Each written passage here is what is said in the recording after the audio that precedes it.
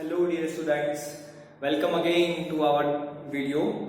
Okay, in this video we start modification of the stamp. देखिए last video में हमने stamp के बारे में पढ़ा था, ठीक है। स्टैम्प के हमने पूरा उसका स्ट्रक्चर पढ़ा था, क्या क्या चीज वो बेयर करती है, लाइक फ्लावर्स, लीव्स, और हमने नोट्स, इंटर नोट्स के बारे में भी पढ़ा था, ठीक है। And in the last we was also discussing about the functions of the stamps. हमने functions के बारे में भी इसमें डिस्कशन किया था।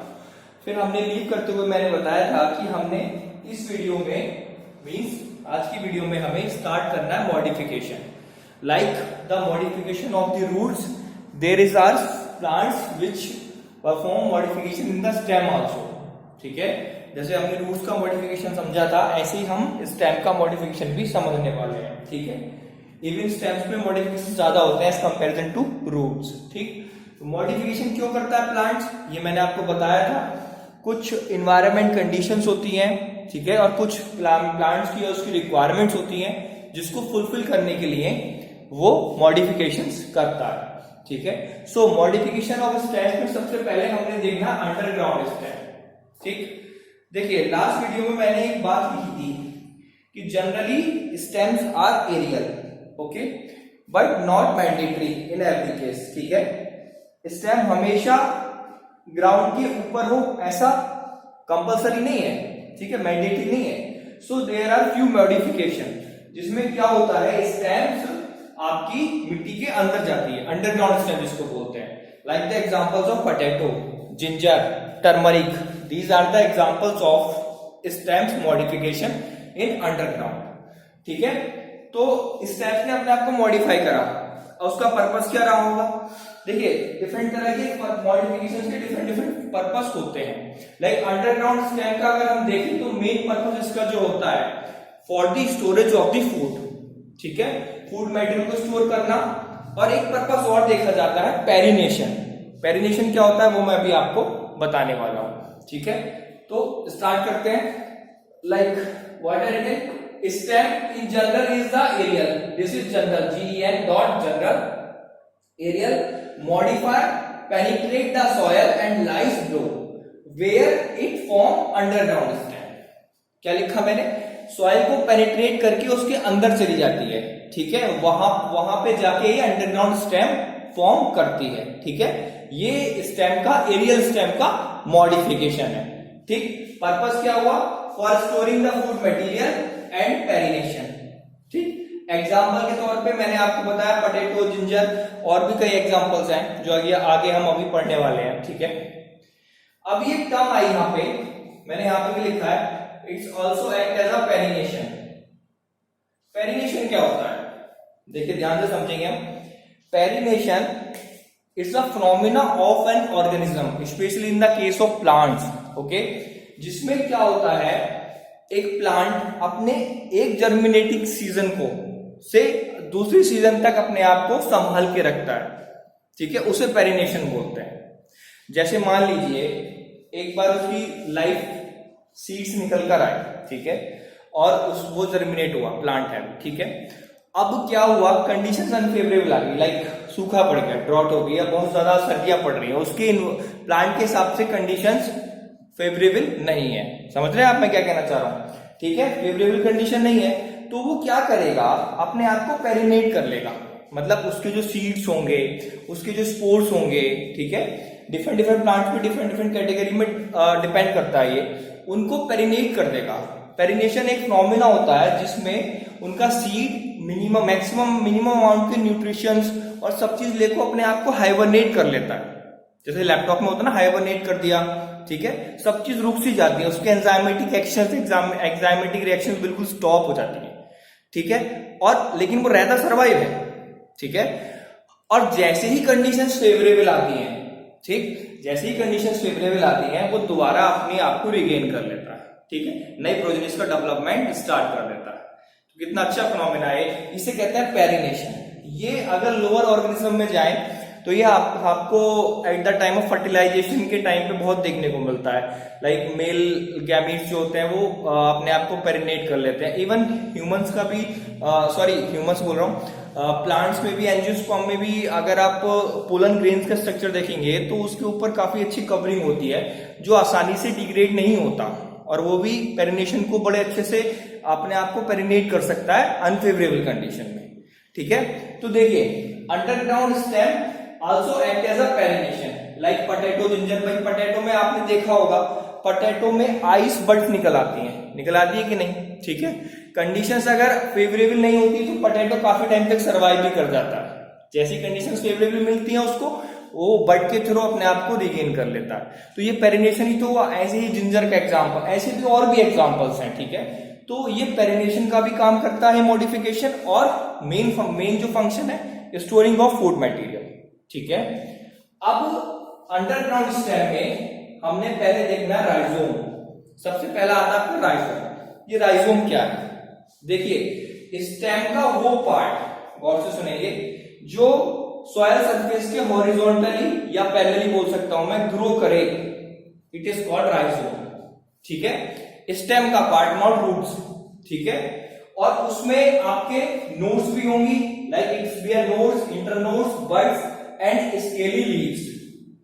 स्केली लीव्स ये नया टर्म है। स्केली लीव्स क्या होती हैं? देखिए, एक तो नॉर्मल लीव्स जो आप देखते हैं, जो एरियल पार्ट में स्टेम पर होती है, these are normal leaves. Scaly leaves होती हैं जो अंडरग्राउंड स्टेम है उसके ऊपर, लाइक आपने जिंजर के ऊपर अगर आप गौर से देखें तो एक परत जैसी दिखती है ऊपर।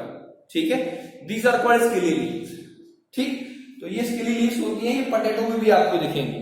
ठीक है, तो स्केली लीव्स का प्रेजेंट होता है, नोड्स की भी प्रेजेंस होती है, इंटरनोड की भी प्रेजेंस होती है, और बड भी होते हैं इसमें।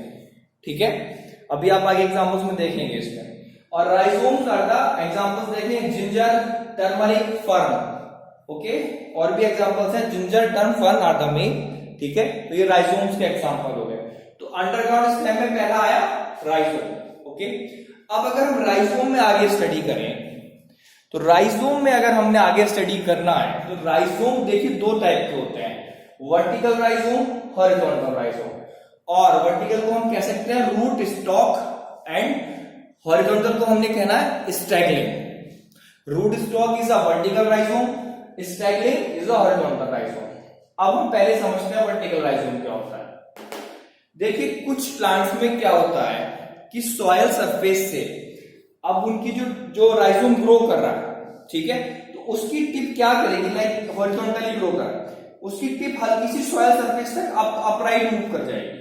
ठीक है, या हल्का सा तिरछा मूव करेगा। ऑब्लिक का मतलब तिरछा होता है, ऐसे भी कर सकता है, ऐसे भी कर सकता है, बिल्कुल सीधा या तिरछा। ठीक, और सॉइल सरफेस से ऊपर निकल के आएगा फिर। ठीक है, समझ में आ रही मेरी बात? तो ये आपको देखने को मिलेगा बनाना के केस में। आपने देखा भी होगा, बनाना अगर एक बनाना लगा दो तो काफी एरिया कवर कर लेते हैं, वो स्टेम्स का ट्रेवल होता है नीचे नीचे। ठीक है, तो बनाना की केस, पाइनएप्पल, फर्न और ड्रायोपेट्रिस आल्सो। ठीक है, ये कुछ एग्जांपल्स हैं। These are called vertical rhizome, और we can say root stock. ठीक, समझ में आई मेरी बात? थोड़ा मैं कैमरा शिफ्ट करता हूं जिससे और क्लियर हो।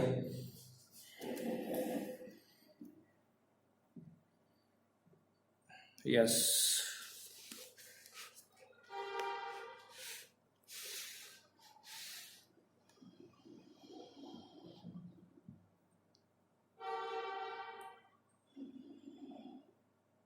it's more clear now.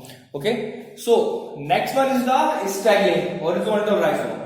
अब हॉरिजॉन्टल राइजोम में क्या होगा कि बिल्कुल जैसे राइजोम ग्रो करता हॉरिजॉन्टली ऐसे ही ग्रो करने वाला है, उसमें कुछ वर्टिकली ऐसे नहीं होता। ठीक, बट हाँ उसी से रिलेटेड उसकी एक चीज होती है, लाइक उसमें ब्रांचेस का फॉर्मेशन होता है।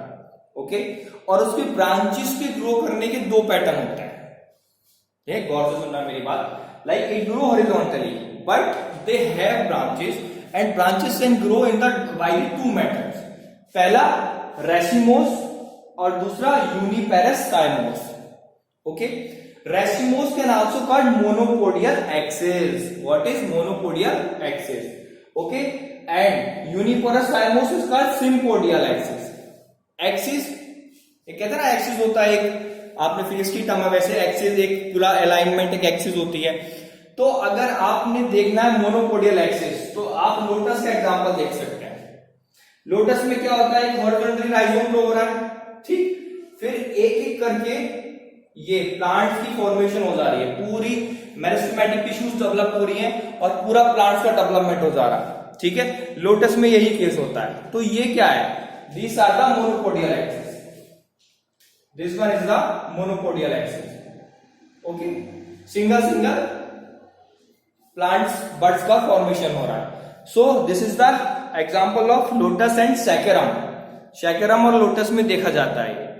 अब आते हैं हम यूनिपेरस और सिम्पोडियल एक्सिस पर। ये आपको देखने को मिलेगा टर्मरिक और जिंजर के केस में, ठीक है।